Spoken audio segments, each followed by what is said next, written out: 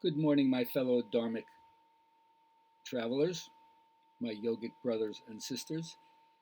I'm mighty glad to be alive today, and I hope that you are too. Continuing my rants on my tributaries from the Christian tradition.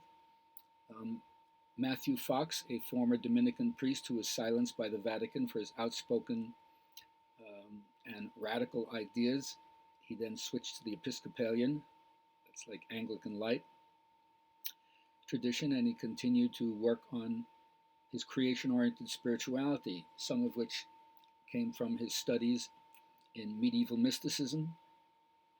But his main contribution has to do with what we call the original blessing, looking at the Hebrew Bible, that one of the first things God reputedly says is that creation is very, very good. And God doesn't mince words. So if you get a very, very, that's a note bien in the column.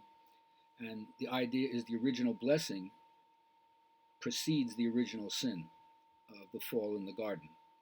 And so the difference between what he calls the fall redemption theory and the creation oriented theory is in the fall redemption theory, the soul is somehow in the body, like it's limited in the body. But in the creation oriented tradition, the body is in the soul. And that's the way you understand how it gets enlarged. In the fall redemption theory, there's suspicion of the artist. Remember how the Catholic Church had the images only doing with um, the virgin birth and the resurrection and the three wise men, and they control the idea of what art should be and bent it to their use. But in the creation-oriented tradition, we welcome the artist because we say God is like a giving birth on a maternity bed for all eternity, and so we're all called to be co-creators and bring forth spirit into our life. Mysticism in the fall redemption tradition was all about mortification of your senses. But in the creation oriented tradition, there's erotic justice, that your mysticism is connected to the beauty of life, the theophany of life, and the worship in a certain way of nature, which is the divine theophany, that nature is the immanence of God. It's not silly to worship nature. Yes, God is transcendent of that, but it's also manifest in the works. And then there's the struggle to clean one's consciousness, which is a self-centered kind of salvation in the full redemption theory. But in the creation-oriented theory, it's social justice. There can't be peace without justice for everybody. So the emphasis is on trying to right the imbalances that are in the world that way. And then the differences in the full redemption theory, the emphasis is always on Jesus as the Son of God, but not the prophetic Jesus. So instead of worshiping Jesus, you hear his message. And as a prophet, as an artist, as a parable teller, Jesus is a person who calls other people to recognize their divinity, their royal personhood, right? Drop what you have, take up your cross, and follow me. So, an interesting thing is that when I first came to Chicago in 1984, Mathew Fox's book, Original Blessing, had already been written. And he laid out what at that time was a counter to the kind of fear and pessimism that was around at that time. And there's a lot of fear and pessimism around right now too, right? But it had to do with recognizing the church in a certain way supporting patriarchy, the church as a way of continuing anthropomorphism, anthropocentrism. It's all about the human and not about the creative world that the humans are part of. It's all about control, fascist control or capitalist control. It's the same thing. Somehow control the people through advertising and consumerism and divide and conquer. And what he said, which I thought was really interesting, is that there's so much reason for there to be hope in the world. And these things were already beginning, and they had precedents even before 1983, and they're still continuing now. But a lot of it has to do with where you're looking for, where you get your energy. Well, one thing is that he was silenced for liberation theology, which is all the indigenous people all over the world claiming their rights after being squashed for so long by the imperial powers. The feminist movement of women moving more into the front lines, and not only just taking over jobs, but in public office and in making their voice heard, which of course reached its ultimate apogee in the Me Too movement. People coming out and sharing the experiences that they've had and finding solidarity with other people, said, yeah, that happened to me too. And the importance of recognizing people's stories and not labeling them. When people say, you don't know me, and you have to back off because you realize you're making judgments and labeling them in a way that's so reductionistic and therefore not true, not opening the scope to see the commonality of us. The elders across the planet, all over, and if you don't know this, it's because you're looking at the wrong media. So that's another thing. The media is still interested in hard news. If it bleeds, it leads, instead of if it feeds, it leads. So each one of us is responsible in this day and age where the internet and availability, there's so much information which can be confusing in one level, but if you keep on going, you realize there's other truth to be found there that makes you realize what's going on all over the planet, and that connects us towards social justice in so many different ways. Not only reforms that go on in prison or outmoded laws, but social justice in the sense of we're all in this together. The pandemic is one aspect of us seeing another global way in which we all have to look at what we're doing together collectively as a planet, globally, as a species, and not just as nation states.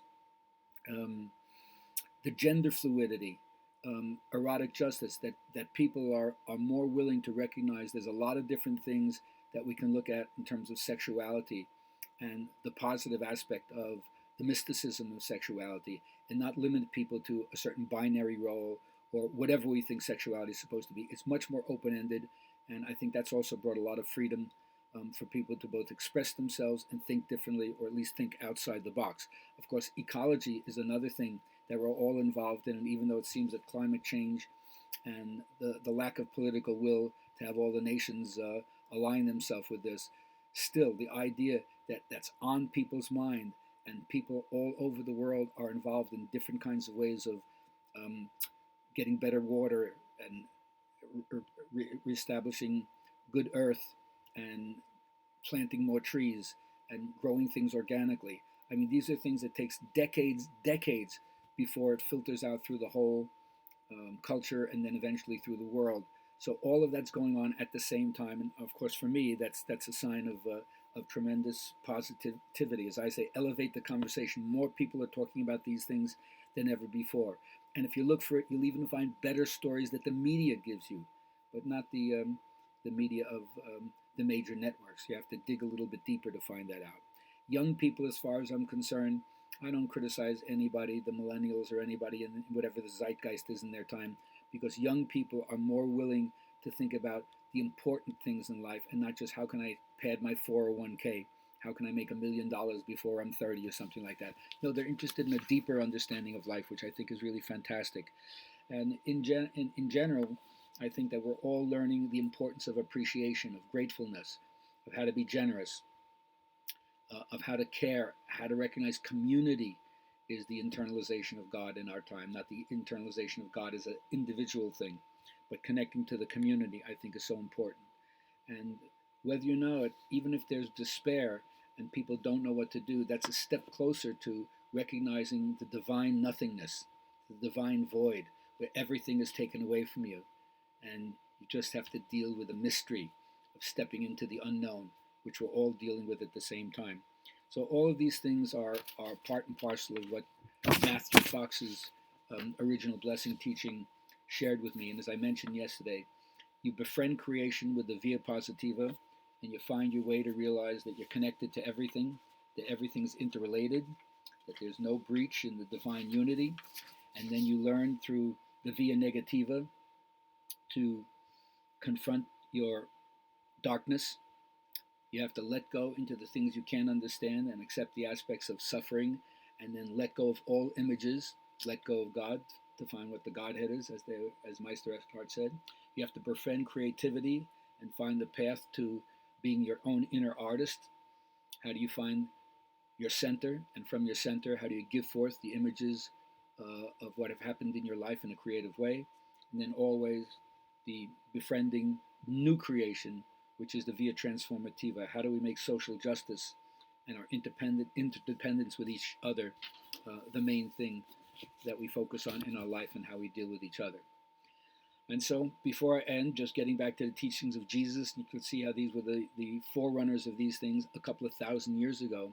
The first thing is don't come out of the closet that you're living for spirit. That's where Jesus said, if you have a light, you don't hide it under a stand, you put it up where everybody can see. So it's important for each one of us to shine our spirituality on other people. The other thing is to really be clear about don't live a life full of material things. Remember, the best things in life aren't things. Or as he said, lay not your treasures up where moth and rust doth corrupt. And then I really like this idea about not looking for some other time to think that's when spirit is going to come into your life. The disciples once asked Jesus, when will the kingdom come? Because everybody was expecting the Messiah at that time. And he says, the kingdom will not come by expectation. It is spread before the sons and daughters of men, but people see it not. It's already here if you could change your perspective, clear out your eyes, and see with a kind of infinite understanding the mystical, the connection to the interrelationship of everything. And although in his time he got criticized tremendously, even though he was doing such good works, he always said, a prophet is not without honor except in his own country. So some of us may have to go away from the things that we know, from our family, our friends, and be available to other people who are more open to what we have to share. And it's okay to admit in some way that you need help, because he was criticized for hanging out with the publicans and the sinners, and he said, the well have no need of a physician. So we have to take it to the streets and find our way to help other people, since that's what life is all about. Compassion and caring, because that's the kind of species that we really are. So if you find the pearl of great price, do you keep it for yourself or do you give it away? I think you're supposed to give it away.